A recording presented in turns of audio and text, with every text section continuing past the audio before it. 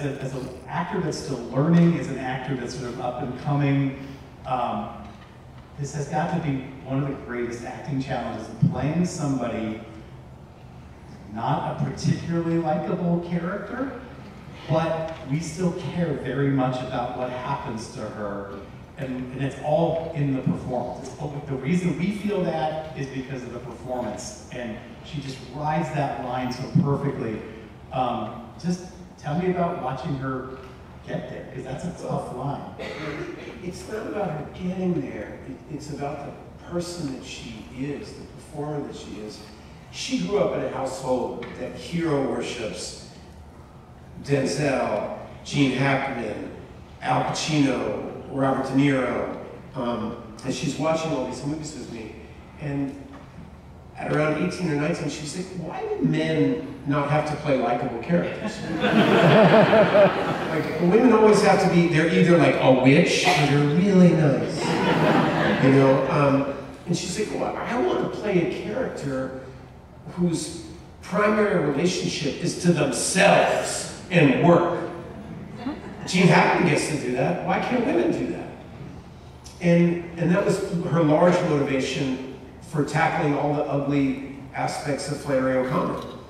It's like, I want, you know, we can watch Robert Duvall and Ray Sam. I mean, it has so many performances where the person is intriguing because they're a real human being. They don't need to, like, get your vote. And so Maya wanted that. She really wanted to do that. And so this piece was written for her. And it's strange, I've had this experience before, which is I made this movie called Blaze about a singer-songwriter. Woo! Thank you. We got fans. But the thing about that movie, I was really good friends with the struggling musician. And he was an amazing, he is an amazing, beautiful artist. And I wrote the movie for my friend. And in this case, I wrote it for my daughter, kind of going, there's so many aspects to Maya, and I'll extend that out, but there's so many aspects to all of us. I mean, you know, I contain multitudes, a pretty famous line. And I thought, well, let's explore.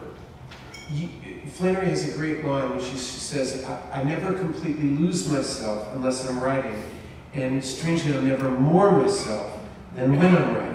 And I view that to mean, I never more myself than when I lose my ego. And strangely, I'll never more myself than when I lose my ego. These kind of accoutrements of personality. I'm a Barbara man, I'm a, you know, whatever it is. You know, these things that we identify with personality. And so the way to reveal Flannery is to reveal her writing, is to be inside that process. Then you would be intimate with her. And Maya can do that. There's so many aspects to her that are available to her. And I knew she could pull it off. And, you know, people love to ask me about Maya, but the truth is that I've known Laura Linney much longer than I've known Maya. and so Laura and I made our Broadway debut together, and Laura, when you want to talk about artistic pursuit of excellence, Laura is that. She's on a mission for excellence. We live in a world that doesn't prioritize excellence of craft the way that we like. We tend to prioritize status and accumulation of wealth and these things, but Laura's so serious. She always has been. And I knew that if Maya could have a great mentor on set, somebody was being asked to do the same challenge as she, that Laura would make it look easy. And that's the great trick, right? You know, when somebody's good at something, they just make it look so easy. And Laura was the best directing I did, was just put Maya in the hair and makeup trailer with Laura. And let them talk about their characters. Because Laura understood how to do it and how challenging what they were being asked to do was. I'll ask one more question about that. Was it difficult directing her, not because she was your daughter, I guess that was probably a lot of fun, but directing her playing a character that is in physical and mental anguish and just seeing her play someone in pain for that long. Was that? Spend time with Maya, she's always in pain. I mean, lupus is a break from the shit she puts herself through. You know, that's a joke, but it's not.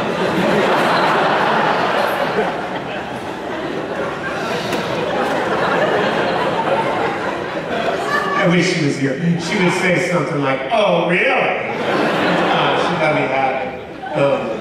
But yes and no, because, for example, there's a scene that she has with Liam Neeson that is kind of, it's basically, if the movie's a fever dream, that's the scene where the fever breaks. And for those of you who have young people in your life, and when their fever breaks, and I'll get it in a minute. When your fever breaks, and when you have a young person asking you all these brilliant questions that you have no answers for, I mean, that's the wonderful, I think if you're making, you know, this disgusting word that I can't stand, biopic, I find it so annoying. But if you're doing something where you're using a real person, when that goes well, I think you have to make it personal.